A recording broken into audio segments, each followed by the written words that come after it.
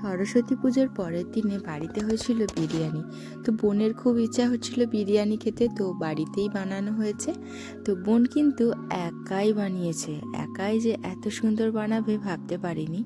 তো ঝরঝরে হয়েছিল খুব, তোমরা তো দেখেই বুঝতে পারছো। আর চিকেনের পিসটা দেখো, আর আলুটা খুবই সফট হয়েছিল। আর দেখতে দেখতে তো ঠাকুর বিসর্জনের সময় চলে এলো। তো মাকে এখানে দিদি বরণ করে নিচ্ছে, মিষ্টি মুখ করিয়ে মাতৃ প্রতিমাকে নিয়ে যাওয়া হবে। তো আগের দিনে কিছু খেলার আয়োজন করা হয়েছিল, সেগুলোর ট্রেগুলো সাজানো আছে, মানে গিফটগুলো। তো দেখবে তোমরা যে কে কেমন সেজেছিল, যেমন খুশি সাজো প্রতিযোগিতাতে কেমন কি গিফট পেয়েছে সবাই। আর এই যে দেখো, মাকে 7 পাখি ঘোরানো হয়ে গেছে। এবার বরণ শেষে মাকে এবার বিজয়া করার পালা। তো এই 3টে দিন আমরা বাড়িতে খুব আনন্দ করি, মাকে যেতে দিতে ইচ্ছাই করে না।